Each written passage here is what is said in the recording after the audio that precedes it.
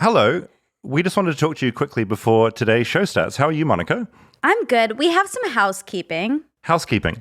Should we tell people it's 8:20 p.m. or is that so dark figuratively and literally? No, 8:20 is good. 8:20 is really good. You know, I just took a walk and I'm very on alert on my walks at night. You have to be. Right? Can I tell you something quickly as well that just happened to me last night? It's very hot here in Los Angeles, and I have a little air conditioning unit shoved in my window. And I woke up about 2 a.m. in the morning, not because of the ghost, but because a skunk had let loose right outside where my intake is. No. And it basically channeled skunk into my room, which I had the door shut because that's what keeps it cool. Oh. Demonic. Absolutely demonic. So, Monica, I am also scared of nighttime here in Los Angeles. Things will get you at the night. I'm so sorry that happened. Also, I don't know why I want to say this to you, but I think you deserve it somehow.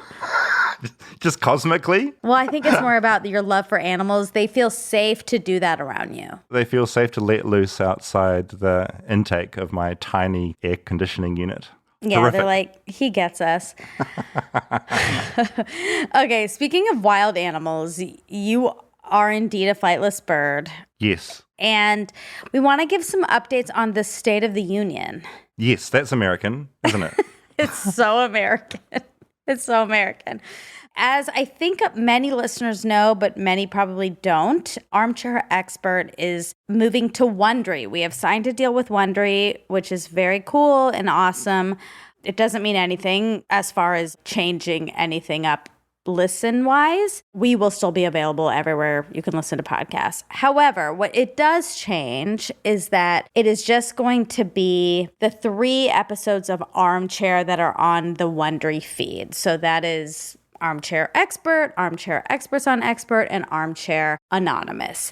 Those are the shows that will be on the feed. And so that led us to sort of do a conversation about our other beautiful, wonderful shows because they won't be on the feed anymore. So moving forward, what is going to happen is if you want to still listen to our other shows, Flightless Bird and Synced, you will have to sort of type it in. It's so easy. I know that it feels hard. It feels very hard. Can I do a metaphor? Please. Flightless bird. I've been preparing to do this. Flightless bird is taking flight. Do you like that? I thought that. I planned that. It's horrible, isn't it? We all thought it. Flightless Bird is going to its own feed. So from next month, if you want to find Flightless Bird, I mean, you can do it right now. If you just search Flightless Bird, wherever you listen to podcasts, you'll find a little feed just for Flightless Bird things. And you can listen to Flightless Bird there. So find that. Subscribe, like and subscribe is what they say in the biz. That's what Calvin says. Yeah. It's what Calvin says. A little Calvin. Beautiful, like and subscribe. I can't say it either. I'm like him. Oh my God. You almost got it out. It's actually hard. I'll grab him real quick. I'm a massive nerd, so I've also made a little link that shows where the new feed is going to be. So it's bit.ly/flightlessbirdpod. So that's bit.ly/flightlessbirdpod. And there it'll just be linked to where you can find all the flightless birds. The cool thing about it is you can see all the flightless birds in a big row. And we will continue on as per. That's right. You'll have all the old flightless birds. There'll be new flightless birds. And it'll be so fun. It'll also be easy because here we go. We have a bedtime boy who's going to come say something beautiful. Will you say like and subscribe to Flightless Bird? No. Hi, Cal. He's got stage right. You know what? We're not pressuring because I'm not into that. But if you want to say it, you can. Well, you got to go to bed if you're not going to say it. Okay. Good night.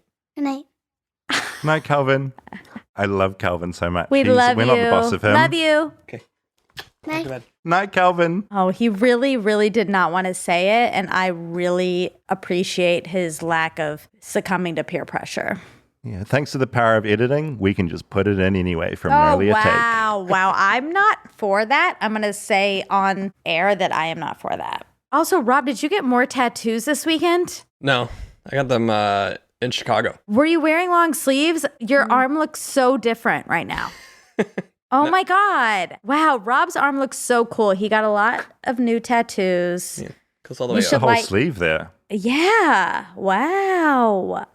Cool. Okay. Well, like and subscribe if you want to learn about Rob's tattoos. What also is very fun is David has a whole world. You have a world. You have webworm. You have thoughts and prayers that are of your own brain that are beautiful and wonderful. And so I think at this point, also just being very candid with our audience because we love our audience and we're honest, all the other stuff is a lot of work and a lot of time. And so we are going to hand Flightless Bird over to David, and I will also take flight in the other direction. I don't know the metaphor there. Is that like when the bird, what happens with the bird? Well, technically, you're sort of, I mean, this is probably a bad metaphor for the show, but you're flying away and I'm sort of diving down to the ground because I don't have wings. But we're going in different directions. You're going up. That's not I'm going down. at That's all. bad. That's not a good. No, that's not right even. I think it's that I'm staying put and that you are flying away off into better and newer lands, which I is am, fun. yeah. I'm going to take over this Flightless Bird feed and keep making the show. Going to try a few things. And yeah, thank you. I do have like a world of weird things. And I know there's a few listeners that also dig Webworm, my little newsletter, and that's another fun thing. But yeah, thanks, Monica. I appreciate it. I've really enjoyed making this weird show. It's going to be on the Armchair feed. It's going to be our last sort of Armchair Flightless next week. And we'll do a bit of a reflection and recap on things Yeah. then. But yeah, I've learned a lot about America with you. And I'm going to keep learning about this weird, strange country. I can't wait. I can't wait to hear you. I will be listener number one, subscriber number one on the new feed. I cannot wait. And we have this episode and another episode for you. That's sort of our normal thing. And then David will go do his and you will type, because I know our listeners can type. We've done research and our listeners can in fact type, and they will type at Flightless Bird and they will subscribe and it'll be lovely. Yeah, that'll be cool. And yeah, please do subscribe. It's just nice to see you there. And we'll be continuing on every Tuesday as per norm, just on our own feed. I feel like we've made this more complicated than next year's. It's actually pretty simple. It's very simple, but there. it's also important to tell people what's going on because we want to bring people into what's going on. But yeah, time to get into the actual show, which is very fun for today. Oh, here's our beautiful intro and then a theme song. Enjoy. I'm David Farrier, a New Zealander accidentally marooned in America, and I want to figure out what makes this country tick. Now, back in episode 89, Chutes and Ladders, I traced the origins of some of America's most iconic board games. Candyland was invented in 1948 by a woman named Eleanor Abbott. So she was a school teacher who was in a hospital recovering from polio. But early on in that otherwise pretty good episode, something truly humiliating happened. Here's a clip from the episode. The company's story starts back in 1923 when three Polish Jewish brothers, Herman, Henry, and Hillel, founded the Hassenfield brothers on Rhode Island. Blink and you might miss it, but here it is, on Rhode Island. On Rhode Island.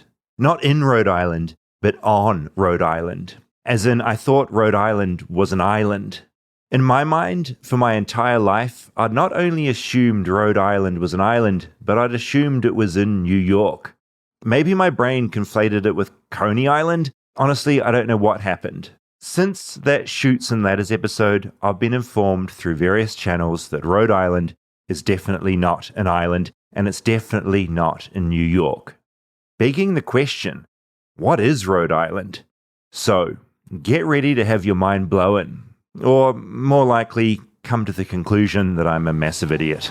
Because this is the Rhode Island episode. Flightless, flightless, flightless bird touchdown in America.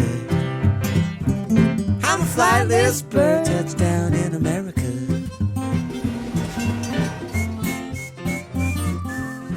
Okay, so I've got a bone to pick with both of you. Oh, God. You're going to somehow put this our on fault? us?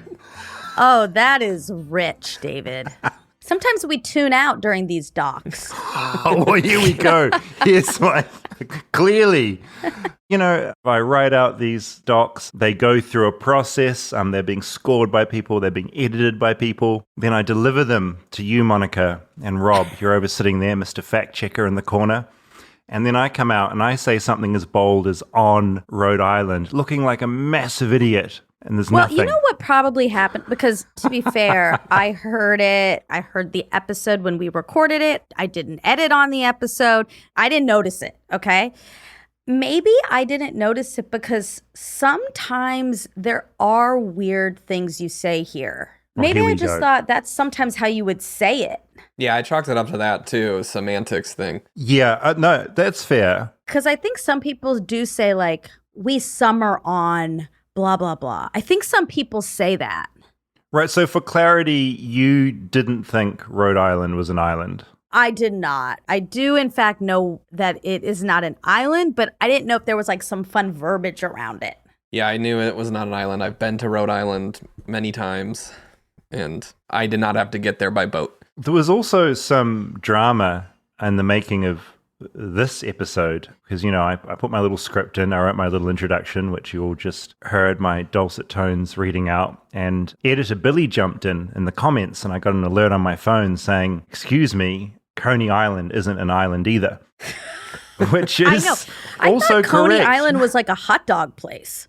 So Coney Island, look, I'm treading on eggshells. I might be getting so many things wrong still, but it used to be an island. It's now a peninsula. It's now connected. But yeah, and Billy walked that back. Okay, well, to be fair, if it one time was an island, you're doing better than you were with Rhode Island. Although, was Rhode Island originally an island? Look, we're about to find out.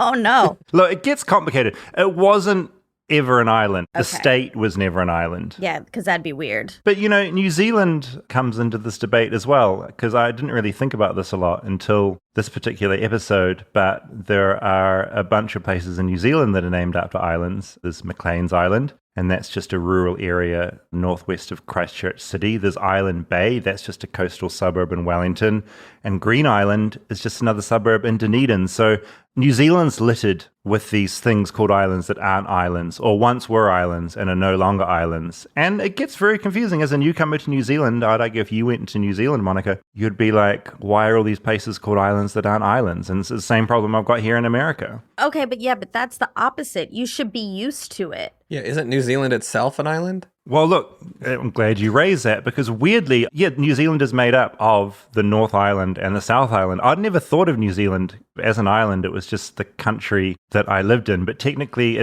they call it an island country or an island state. So yeah, I'm from a big old island. You are. But also, what you just said, that there's all these places there called islands, but they're not islands, should actually prompt you to have the opposite effect of what happened in this horrible disaster that you made. Embarrassing disaster. Yeah, I think you should have then assumed it wasn't an island because where you're from.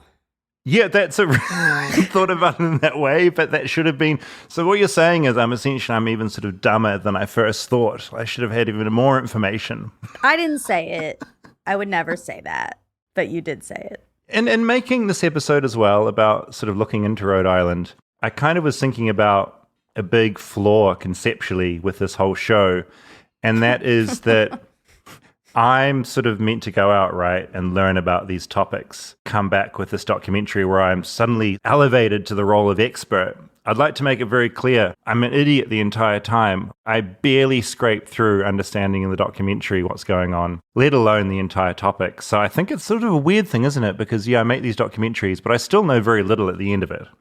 Does that make sense? Oh, God. Yeah, I mean, I think that's clear. I don't mean to get too when philosophical. people listen. I think they know. I think it is, right? They know I don't know anything. Ugh, this is so New Zealand of you to try to be so self-deprecating. You do know more about these topics at the end than you did when you entered, as does everyone who listens. That's the point of it. That isn't really a New Zealand thing, because I lost sleep over our Monster Truck episode, because I thought I'd researched it so well. I went down and watched a Monster Truck finale. I was there with Dax. And then, you know, I thought I learned a lot, but then in the episode you said, how big are the wheels? Oh. I had no fucking clue. Like, yeah, and then I like reading feedback because I like punishment. And so many people angry that they're like, you fucking idiot, like you didn't know how big the wheels were. I'm like, oh man, I don't know anything. I sort of know a few things that I've learned. No one can expect you to know absolutely everything on I the can't know topic. everything, right? I can't know everything. Stay tuned for more Flightless Bird. We'll be right back after a word from our sponsors.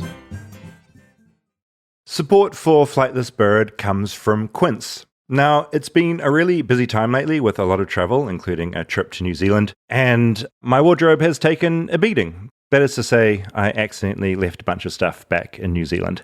I'm working under a budget. I'm replacing some of those things I left back in New Zealand, and I'm replacing them with high-quality, affordable essentials from Quince. Quince has all the seasonal must-haves like cashmere sweaters from $50, 100% European linen shirts, and versatile activewear, which is the stuff I like because I do a lot of walking. The best part, all Quince items are priced 50 to 80% less than similar brands. By partnering directly with top factories, Quince cuts out the cost of the middleman and passes the savings on to you and me. And Quince only works with factories that use safe, ethical, and responsible manufacturing practices, along with premium fabrics and finishes. I love that. The last thing I got from Quince was a puffer jacket, which I used in New Zealand when I was in the snow. And I've recently just ordered some performance tech shorts, because again, I do a lot of stuff outside, running and walking, and that is the one for me. I got them in purple. Upgrade your Quince wardrobe with pieces made to last with Quince. Go to quince.com/bird for free shipping on your order and 365-day returns. That's QUINCE.com/bird to get free shipping and 365-day returns. Quince.com/bird.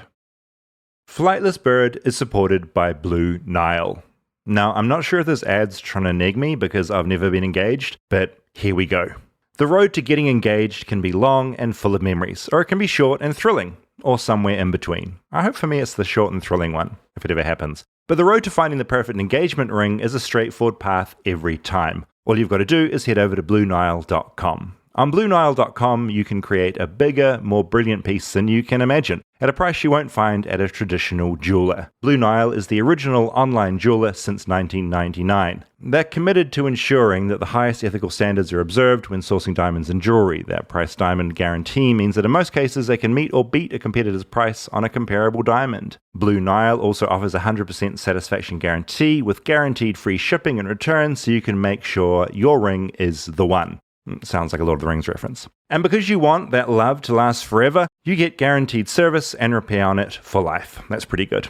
Right now, get 30% off select lab-grown diamonds on BlueNile.com. Plus, use code FLIGHT to get $50 off your engagement ring purchase of $500 or more. That's $50 off with code FLIGHT at BlueNile.com. BlueNile.com.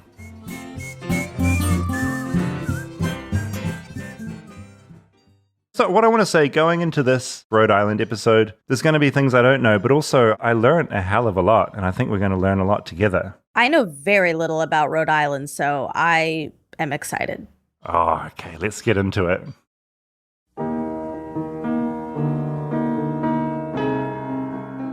Early on in researching this episode, one of the first things I discovered is that Rhode Island has an official song. I've been to every state we have, but I think that I'm inclined to say that Rhodey stole my heart.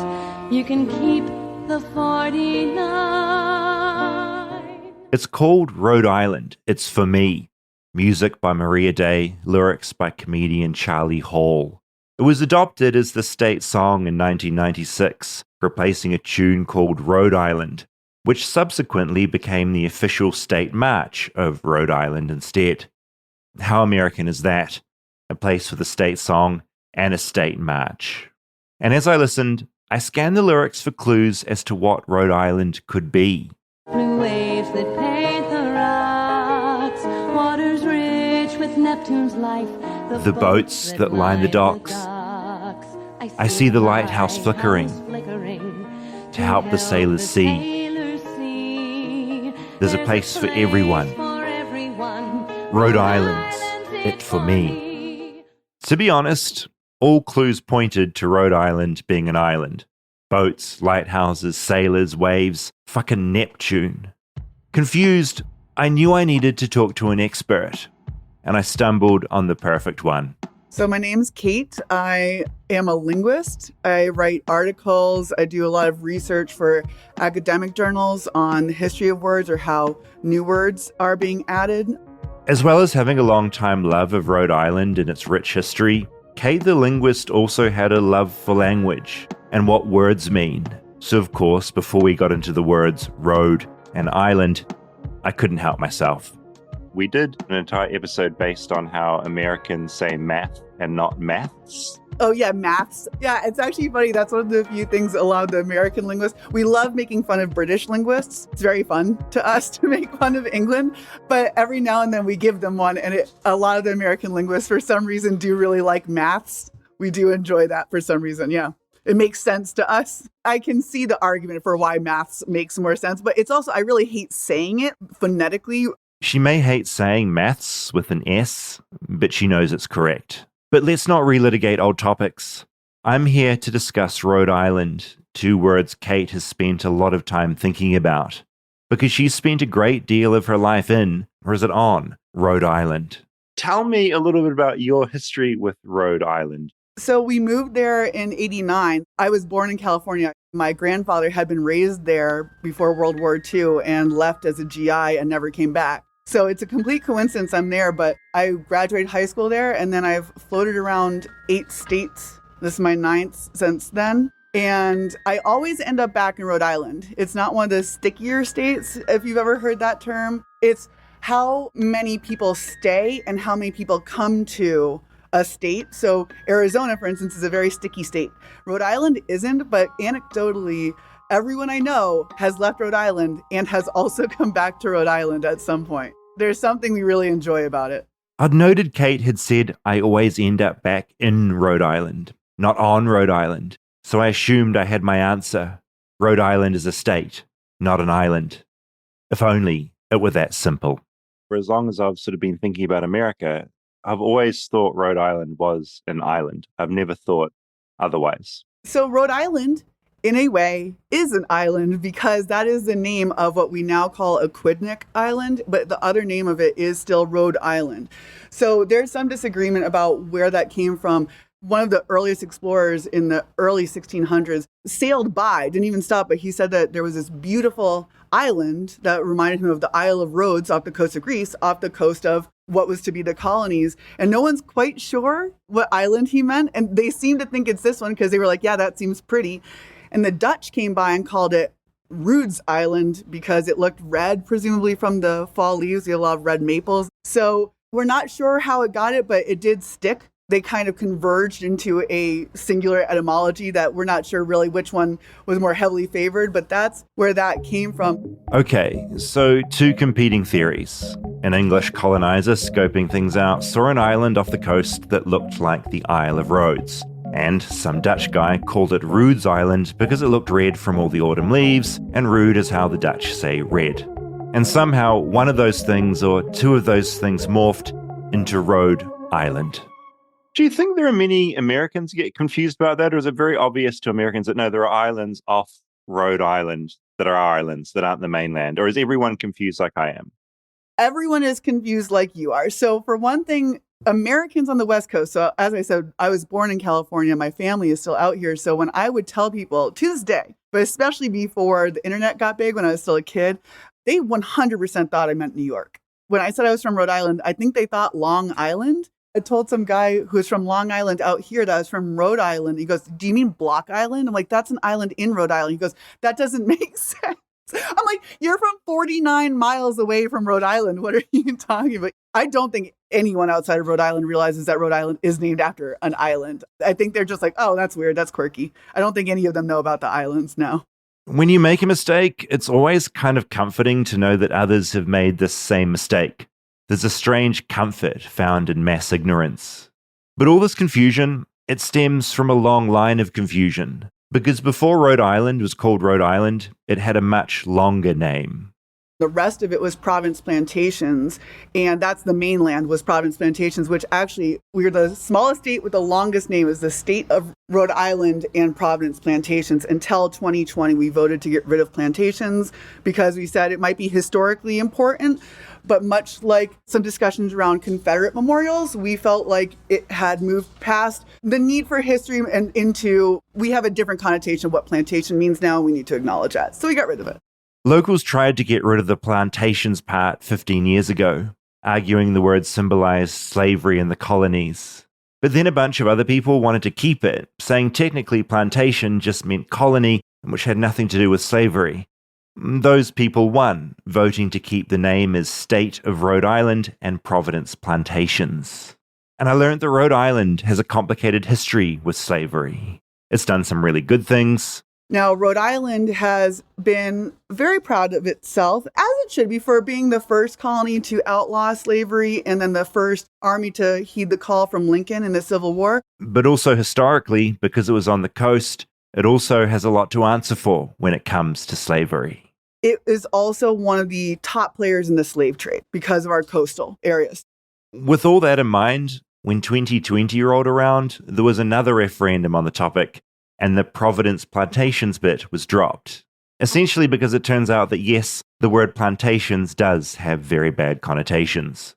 And this is a lazy segue, but I'm going to use bad connotations to talk about another bit of Rhode Island history I found out about.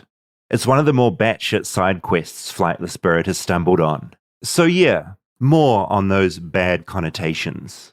So you know the Salem witches, the witch trials? So you would think we're only about an hour and a half south of Salem. You would think that that would be the same thing. No, vampires. We have vampires. A famous one is named Mercy Brown, and going to her grave in the middle of the woods behind what looks to be an old Quaker meeting house is a rite of passage, and it's very creepy, and we're very happy about it. You dropped vampires in very casually there. Are you sort of talking about a funny little myth, or was there a belief that there was a real vampire?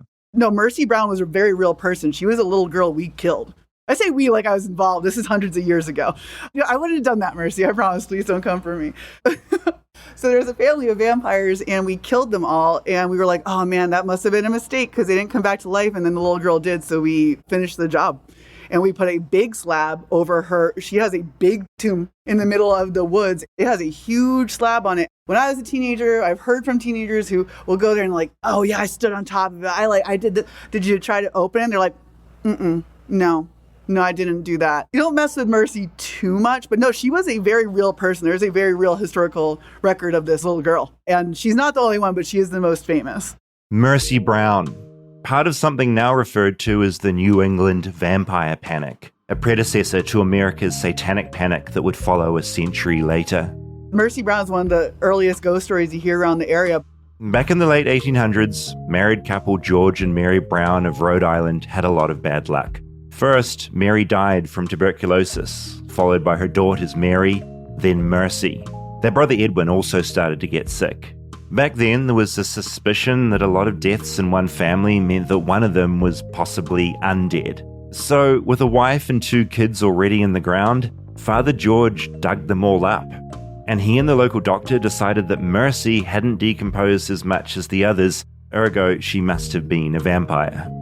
Her heart and liver were immediately removed and set on fire, before throwing the ashes in some water and giving it to Edwin to drink as a kind of vampire vaccine. The vampire vaccine didn't work, and Edwin also died from tuberculosis 2 months later. This story is largely forgotten, although American band Clutch released a song 2 years ago called Mercy Brown. It's on their record Sunrise on Slaughter Beach. Before we take a break, here's what the song sounds like. I gently suggest it could be a contender for a new state song for Rhode Island.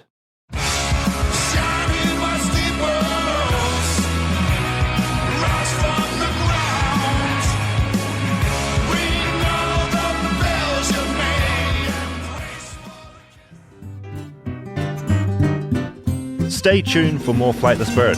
We'll be right back after a word from our sponsors. This episode of Flightless Bird is brought to you by Booking.com. Booking.yeah.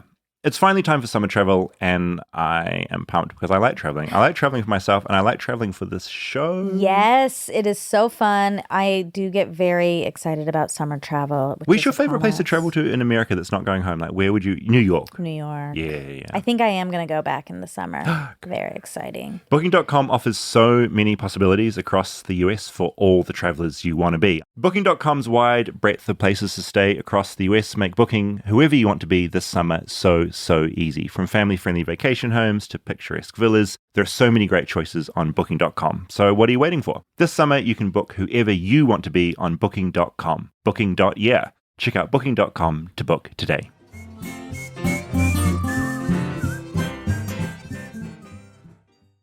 So yeah, I was in shock when she just casually raised vampires. I knew that America and sort of the world believed in witches for a while, but of course, yeah, America also believed in vampires. Wow, I did not know that either.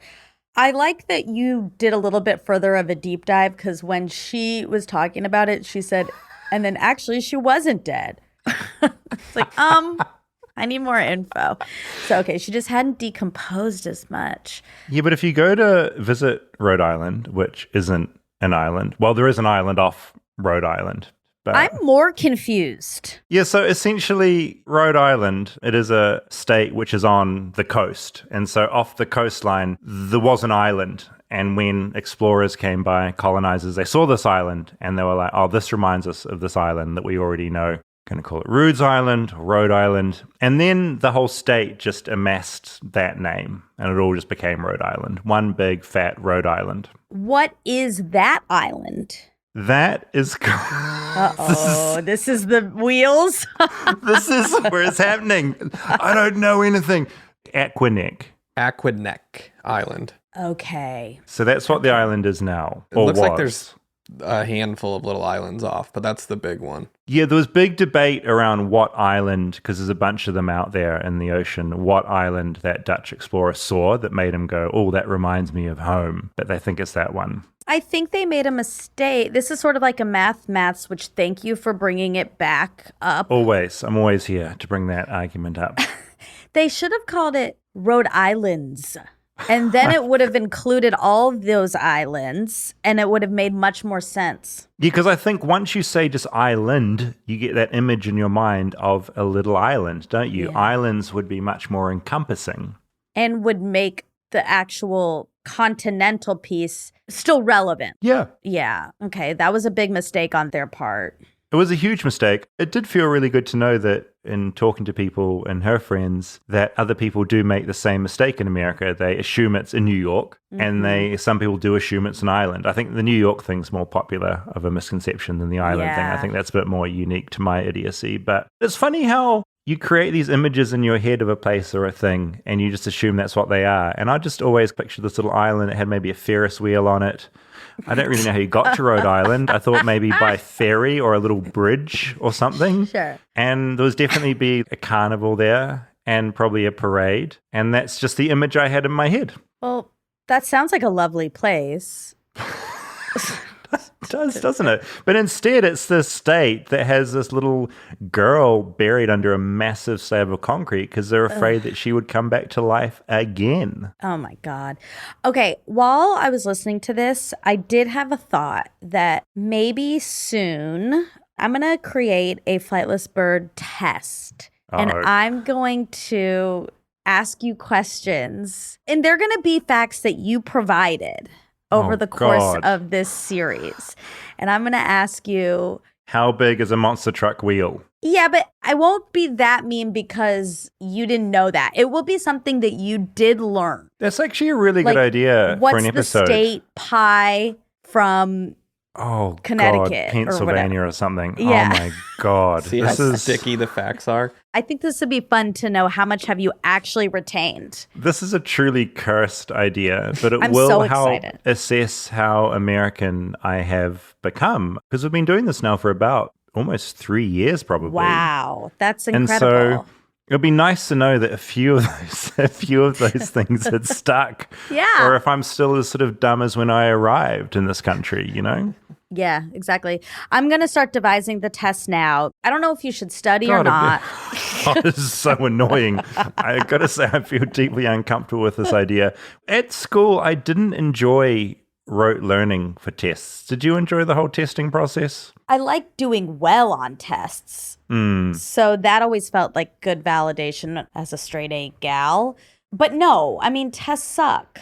They're horrible. I remember a few times, because I sort of thought my whole life would be dictated by how each test went. And I just remember that horrible feeling where you get one question that you can't get and you start to spiral and just the panic that starts to sink in, that horrible feeling. You don't really get that later in life. There's a very specific fear that comes with that school test, which I'm apparently going to relive via your horrific plan for devising this new test. And it's not even going to be written. You don't even have time to think. It's Oh. a verbal test.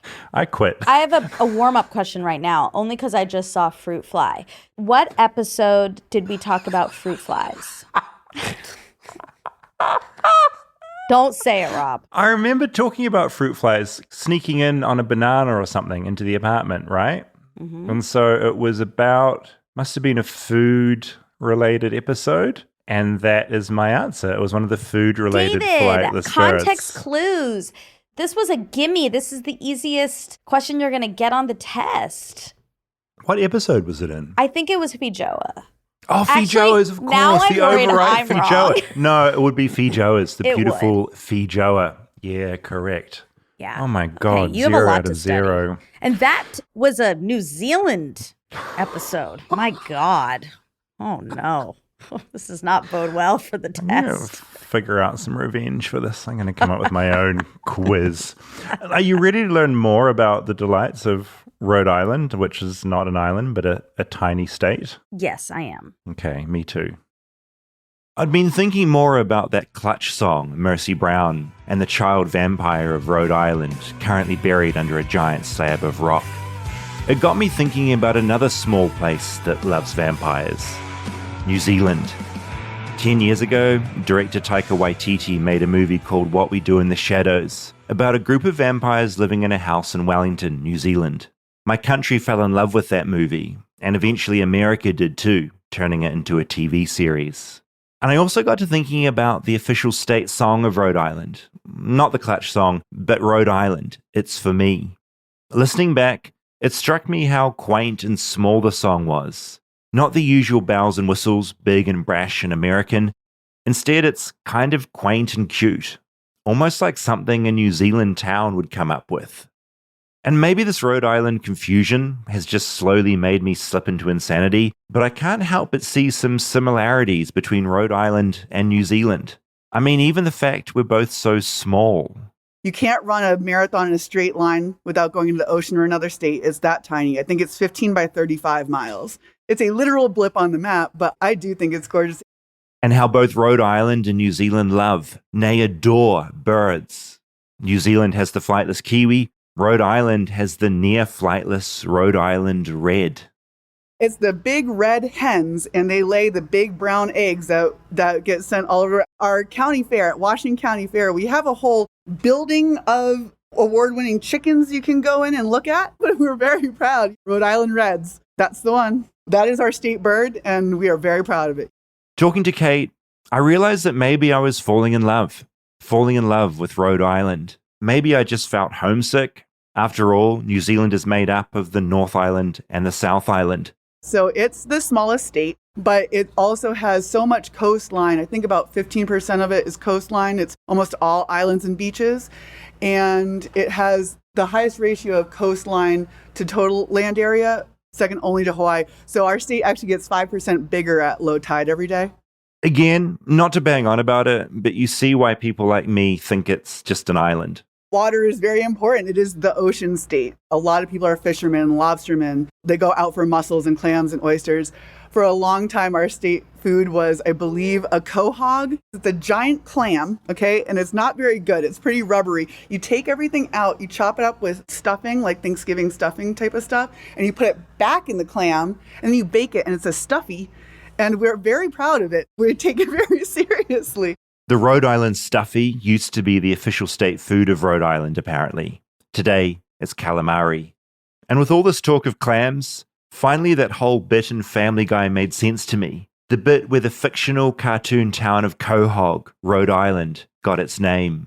He was saved by a magic clam who brought him to shore and shared the vision of a new colony, which would be called Quahog. Seth MacFarlane went to a very famous design school, RISD, Rhode Island School of Design. And he wasn't from there, and he just thought we were hilarious. Well, I can't decide what to call this place. We'll flip a coin. All right, heads, Rhode Island. Tails, Kakapupupipi-shire. Turns out there's a lot of pop culture that references Rhode Island, or is inspired by Rhode Island. Newport is mentioned in Downton Abbey. That's where the fancy Americans are from. They live in Newport. The mansion's in Newport. Anderson Cooper, his family is the Vanderbilts, and the Vanderbilts famously own mansions there. I mean, I'm pretty sure it's called Vanderbilt Mansion. So Newport is mentioned in pop culture for hundreds of years now. Oh yeah, Taylor Swift has a holiday home in Newport too. And there's something kind of funny about the rich and privileged holidaying in Rhode Island because it was founded by the opposite of that. Our founding is one of my favorite stories because we were the only ones founded by exiles. We got kicked out of the Massachusetts Bay Colony for trying to be cool with Quakers and native tribes and stuff like that. And the Puritans did not like that. So we got regularly kicked out. So we were the only one that was founded as an explicitly secular government. And it was known to this day, it is still sometimes known, but especially back then, we were known as Rogues Island because we would take in criminals. We would take in the Narragansett tribe is very offensively considered frequently as a not real tribe, big air quotes, because they were a newer tribe because a lot of them were from other tribes or they were lost or they were mixed or something like that. So we have this big, I'm very proud of it, this very big criminal kind of reputation that I love. And that reputation of exiles and criminals and rascals, it goes on. It's baked into Rhode Island's DNA in a way. We have somewhat of a reputation of being corrupt. We're almost all Irish and Italian, and there are a lot of stereotypes that live in Rhode Island for a reason. And if you ever watch The Departed, the background plot of that whole movie is that they're dealing with the Irish mob in Providence, Rhode Island. So the funny thing about that is we had a famously corrupt mayor that we loved named Buddy, and he's the Prince of Providence. I'm not joking at all. It was 22 years ago. Today, Providence Mayor Buddy Cienci was arraigned in the Plunder Dome investigation. Our colleague Jim Terracani had this report back on April 6th, 2001. Onlookers across the street. Cienci arrives in his limo, besieged by dozens of local, regional, and national reporters. I'm not guilty of these charges. Cienci top aide Artin Kaloyan, charged with bribery, slips into court with his lawyer. In the packed courtroom, Cienci and Kaloyan sit side by side. The court orders Cienci and Kaloyan to surrender their passports. The pair of alleged felons released on $50,000 unsecured bond. We love Buddy. He almost won mayor again after he got out of prison for embezzling as mayor. We really liked him because, sure, he kept a lot of the money for himself, but who wouldn't, right? He put a lot of that money back into Providence. She's joking, but also sort of not joking. As some locals think Buddy, the Prince of Providence, he did a lot of good for Rhode Island. It was genuinely not a safe or even in a lot of ways pleasant place to be when we first moved to Providence in the 80s. And look, when you're embezzling for a good cause, we seem to be okay with it. We were really pumped when he got out of jail. And he really didn't like the cops either. We were a big fan of Buddy, but it's a genuinely safer, cleaner, more tourist friendly. He spent a lot of that money keeping skyscrapers and stuff from being built in certain areas so that there were big parks in the middle of the city that he would then pay quite big bands at the time to play for free every Thursday all summer. And it was a huge draw. I mean, high schoolers were coming, tourists were coming, and stuff like that. Really, it has become quite the destination. It's been on the rise. We're the second most densely populated state in the country and consistently are now. Hearing about Buddy and so much of Rhode Island's history, I wonder if there's something about that rebellious spirit. I'm not endorsing the former mayor's embezzlement, but just in a general sense, there's a sense of rebellion in Rhode Island's history you can't help but admire. We were the last colony, the last state to ratify the Constitution. We held out for years because we did not like a lot of things about the centralized government telling us who was allowed to have rights and who couldn't, specifically landowners. And so we held out for a really long time until all the other colonies were forced to stop trading with us. And we got starved out, and the vote was still something like 33 to 32 to finally sign it. We did not fully ratify the Constitution until I believe 2012 or something. I mean, really, really recently. That's so cool. It's like a state of outsiders. Yes, I'm very proud of that. I think it's one of the coolest things. I really enjoy our founding, being of Rogues Island. I enjoy that a lot.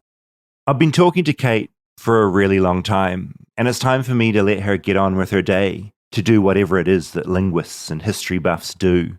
As we say our goodbyes, she just wants to make it clear that everyone should visit Rhode Island one day. You don't need a boat. You can get there by land. I enjoy how we're shockingly welcome, especially by Northeast standards, kind of famously abrasive and loud, and we cuss like sailors and everything. I'm not the only Rhode Islander who knows all this stuff because we love telling you about it. There's a big paper mache housefly on the side of the highway called Big Blue Bug that is one of our greatest landmarks. We'll tell you about that. We'll tell you about Dell's Frozen Lemonade. It's just like a slushie of lemons. And we're like, oh my God, you gotta try Dell's. Coffee milk, oh man, autocrat, oh, it's so good. We have this real Napoleon complex about being the littlest one and being forgotten between Boston and New York, and we're like, we say bubbler. Have you heard about how we say bubbler? We really like our weird little traditions, and we're very proud of it. And I think it's cute. I think it's very endearing. Coming from New Zealand, we have a similar complex. We're small, we feel forgotten, and we're always trying to talk about Lord of the Rings and stuff. We latch onto anything we can. One of my very, very brilliant students that I taught years ago told me, and I had never realized that New Zealand is frequently left off maps and globes. And Rhode Island is, if you ever look at like some statistic for each state and they're all colored a different way, Rhode Island is like a line off to the side. They won't even bother drawing it in. We're frequently used as the comparison for the size of a piece of a glacier came on. We're like, about the size of Rhode Island. That's what we're really, really known for. And I do feel like New Zealand would get that. I could see that parallel there. What does it do to the state of mind of Rhode Island when that's what you're thought of as? You're the latest bit of glacier that's fallen off. We are so happy every time we get mentioned. We're like, we are the size of that glacier. That's so true. We're pumped about it, actually. I know you thought it was going the other way, but no, we're like, yeah, Rhode Island mentioned. We're pumped. I think that it is an underrated little gem, a little diamond in the rough out there where I think it is skipped over, and I think it deserves its day. I think you've done more for the Rhode Island Tourism Board than anyone in the history of the United States. I would be so happy if that were true. I would be very proud to be a part of that. I came away from that feeling a lot of camaraderie with Rhode Island because I think their attitude and their mindset, they do have that New Zealand mindset. They have little brother energy for sure. If ever a big celebrity comes to New Zealand and they're on our news, and when I was a reporter in New Zealand, I would do this. One of the first questions we would say, what do you think of New Zealand? Oh. It's in every celebrity report. At some point, you have a New Zealander going, oh my God, I love this. I love New Zealand. I love, such a beautiful country. And then it'll be a cut back to the reporter. It's like fishing and for compliments. they'll be fizzing at the bunghole, like so excited that Bono is saying he loved a glass of wine and Napier or something, It's just, when she was speaking about the pride she felt when Rhode Island is compared to a bit of glacier falling into the ocean, I was like, you're my people. I get that mindset. It's just nice to be mentioned. I really liked her. She was great. Yeah, no, she was so just brimming with information. She was amazing. Is. That was great. But, I'm so embarrassed for Rhode Island and New Zealand right now.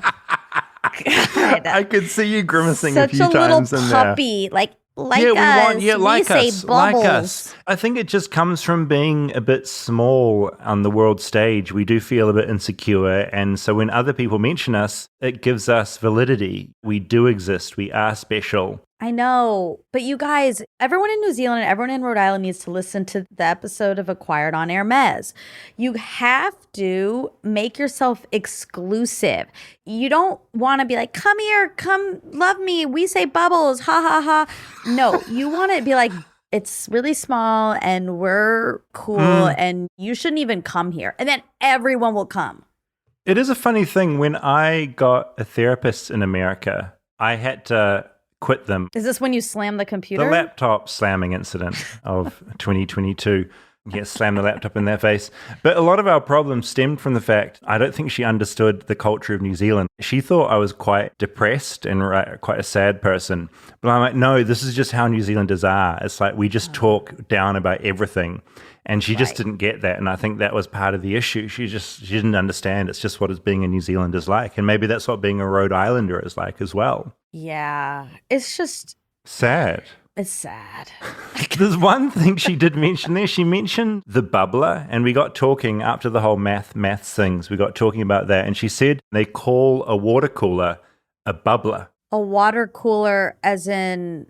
You know how you gather around the water cooler at the office? Yeah. They call it a bubbler. Right. It's the only place in America, if you want to hear a water cooler, this is a fun fact. If you're traveling around America and you want to hear a water cooler called a bubbler, you've got to go to Rhode Island. It's the only place it will happen.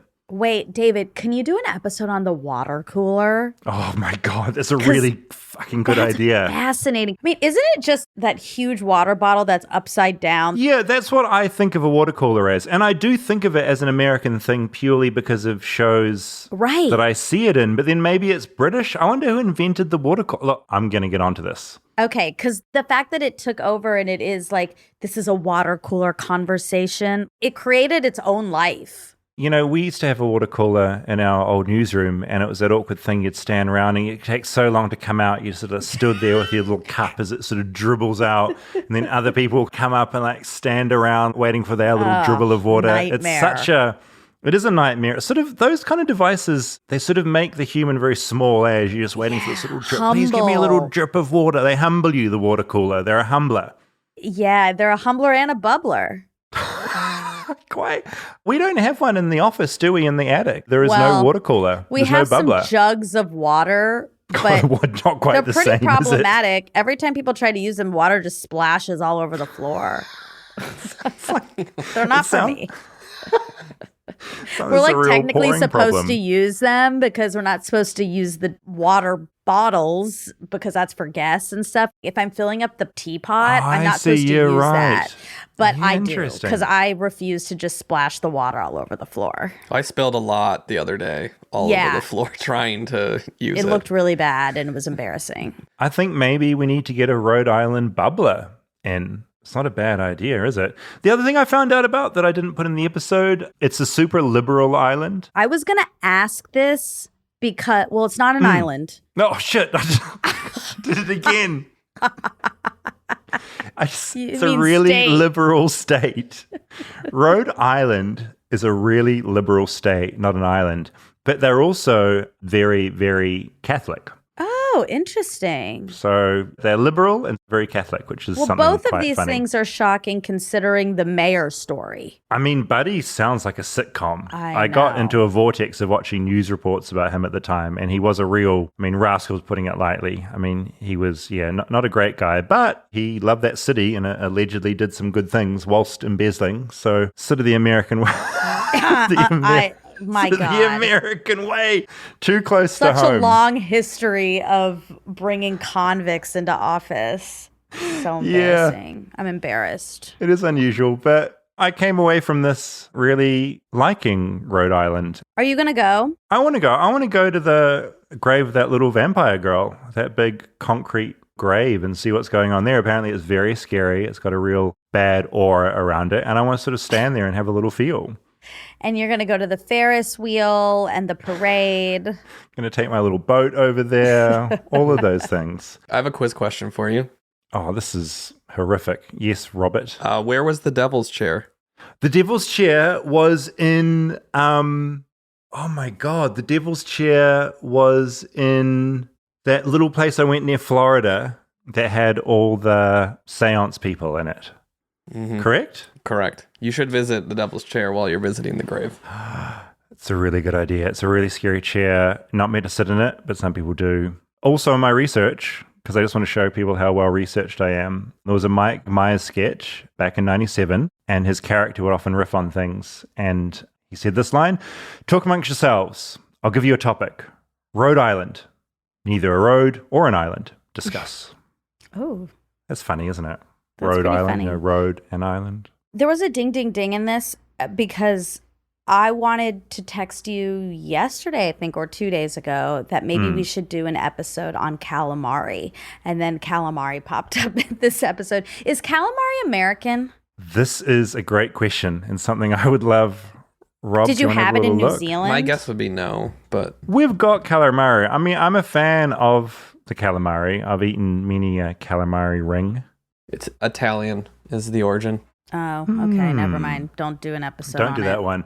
But I mean, I would definitely partake in a Rhode Island stuffy, which is Possibly one of the worst things I've ever heard of in my entire life. I love that it's called that, though. They made it so cute sounding. Stuffy. I just Googled it, and there's an article on Boston.com. The headline is Explaining the Stuffy, a uniquely Rhode Island food that's trying to attract tourists. I think trying is doing a lot of heavy lifting there. I'm obviously learning about Rhode Island, but I'm learning a bit about myself in this episode. I don't think I've ever put words to the fact that I guess I hate little brother energy. I find it so off-putting. And I think I know that about myself, but this episode is really solidifying it. Like, oh, that's the thing I really don't like. Because what is it? I'm just, because I know it's hard to put into words, right? You know when it's happening, but it's hard to explain what that is. And it is certainly an energy. And I would argue it's the opposite. And I think it's why I feel sort of happy in America sometimes, because it's the opposite of that. I like it when people are positive and confident about things. It's the opposite feeling to this little brother energy, which is just desperate. It's sort of someone desperately seeking validation, right? Yep.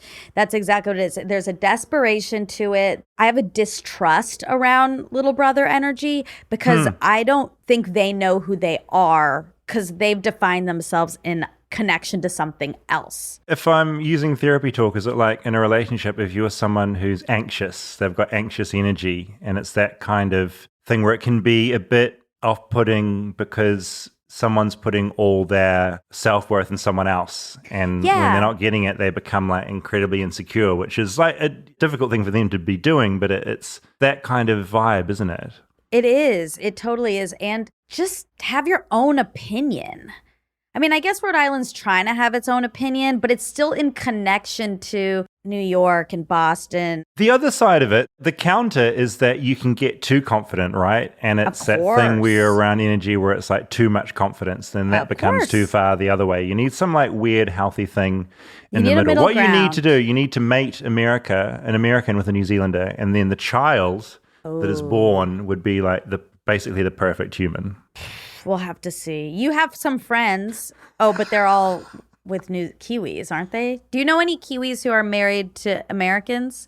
That's a good question. I know an Australian that's married to No, I haven't come into the Kiwi-American fusion yet. Wow. I need to find someone and then study their child and see how the child's going. Maybe it's like Voldemort and Harry. It can't happen. This could be like a long-term, sort of a 15-year Flightless Bird project, is for me to procreate with an American woman. Yeah, you should. And then just see how that child turns out, whether they're the best of us or whether they become the worst of us. I don't know. I guess we'll find out. I can't wait. Episode 1053. We'll discover it. Fun. Okay, this was great. Rhode Island, I think we've all become more American. I think we all need to eat a stuffy at some point. If anyone listening is in Rhode Island and can sort of courier over a stuffy, we'd happily consume it on the show. So just send it in to the PO box on the website. Yeah, that seems like that would travel well. Be delicious. Yeah, happy Rhode Island, everyone. Happy Rhode Island Day. Not an island, it's a state. Not an island. Don't forget it. Bye.